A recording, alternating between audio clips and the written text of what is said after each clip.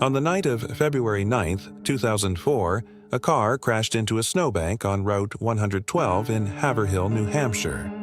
A passing motorist stopped to help. The driver, a young woman, told him she had called for help and that everything was fine. The motorist drove to a nearby house and called the police anyway. 4 minutes later, police arrived at the scene. The car was still there. Steam was still rising from the engine. The young woman's belongings were still inside. But she was gone. 21 years later, Maura Murray has never been found. No body, no confirmed sightings, no explanation for where she went in those 4 minutes. Just a crashed car on a snowy road, and a young woman who disappeared into the night. This is Unresolved.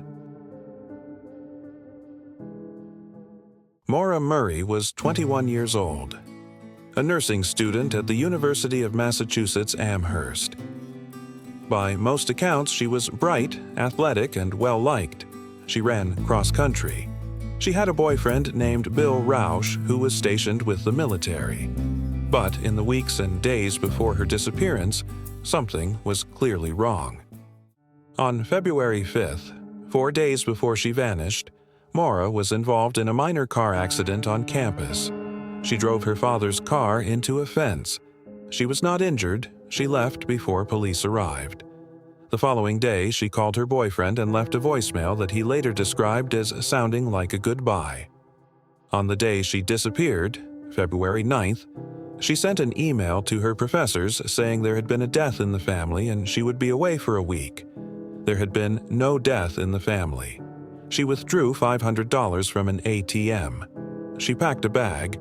She searched online for directions to several locations in New England, including a rental cabin in Stowe, Vermont. Then she got in her car and drove north. Nobody knows why. At approximately 7:27 p.m., Maura's car, a 1996 Saturn, left Route 112 and struck a snowbank near a sharp curve known locally as Wild Ammonoosuc Road. A school bus driver named Butch Atwood witnessed the crash. He pulled over and approached the car. Maura was in the driver's seat. The car's hazard lights were on. She appeared uninjured. Atwood offered to call police. Maura told him she had already called AAA, roadside assistance, and that help was on the way. This was not true. Records show no call was made to AAA from Maura's phone that evening. Atwood drove home, which was just meters from the crash site, and called police himself. Officers arrived at 7:46 p.m., 19 minutes after the crash. 4 minutes after Atwood's call, Maura Murray was gone. In the snow around the car, investigators found footprints leading away from the vehicle, toward the tree line on the opposite side of the road. The footprints entered the trees. They were never found on the other side. What followed was one of the most extensively documented missing persons cases in American history. Search teams combed the surrounding forest. Helicopters scanned the terrain. Cadaver dogs were brought in. Nothing was found. Investigators examined Maura's background carefully. They noted the false email to her professors, the withdrawn cash, the online searches for New England destinations. They concluded she had planned to go somewhere that night, but where and why has never been established. Her father, Fred Murray, became one of the most visible advocates for answers in his daughter's case.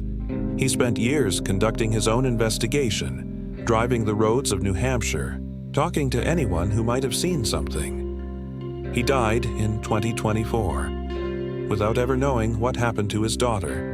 Several witnesses came forward in the days after the disappearance, reporting they had seen a young woman matching Maura's description in the area. None of these sightings were ever confirmed. One witness reported seeing a man and a woman arguing near a vehicle on a road close to the crash site, shortly after the time Maura disappeared. That witness was never fully investigated. There are questions in this case that have never been answered. Why did she lie about calling AAA? If Maura was planning to call for roadside help, why tell Butch Atwood she already had? Was she trying to stop him from calling police specifically? If so, why would she not want police involved? Where was she going? The online searches for New England destinations suggest she had a plan, but no booking was ever found. No one at any of the locations she searched reported seeing her. Was she going somewhere specific? Or was she simply driving away from something without a clear destination? The cell phone. Maura's cell phone made no calls after the crash, but it remained active, pinging cell towers for a period after she disappeared. The data from those pings was never fully released to the public. Investigators have never explained why. The wine. In the wreckage of the car, investigators found a box of wine, partially consumed. Some investigators have suggested Maura may have been driving under the influence. This has never been confirmed. Her blood alcohol level was never established because she was never found. And finally, the footprints. The tracks in the snow led toward the tree line and then, according to investigators, became impossible to follow. Whether this was due to the terrain, the darkness, or something else has never been fully explained. 4 main theories have dominated this case for 2 decades. Theory 1. Maura walked into the woods and died of exposure. The temperature that night was well below freezing. She was not dressed for winter survival. Her body may be in the forest, simply never recovered due to the terrain. Theory 2. She was picked up by someone after leaving the car, either voluntarily or against her will. If voluntarily, she may have chosen to disappear, to leave her life behind and start over somewhere else. If against her will, she was the victim of a crime of opportunity on a dark road in rural New Hampshire. Theory 3. Someone was waiting for her. The false email, the withdrawn cash, the pre-planned route. Some investigators believe Maura was going to meet someone that night, and that person knows exactly what happened to her. Theory 4. She is still alive, living under a different identity, somewhere she has never been connected to. This theory is supported by those who believe her disappearance was entirely deliberate. It is disputed by those who note she has never accessed her bank accounts, never contacted her family, and has left no digital footprint in 21 years. I'm not going to tell you which theory to believe. What I will tell you is this. Maura Murray was 21 years old. She had a family who loved her. She had a future ahead of her. And somewhere between that crashed car and the tree line on Route 112, she vanished completely. Her case remains unresolved. If you have any information about Maura Murray, New Hampshire Cold Case Unit still has an active tip line. The link is in the description. What do you think happened on Route 112 that night? Leave your theory below.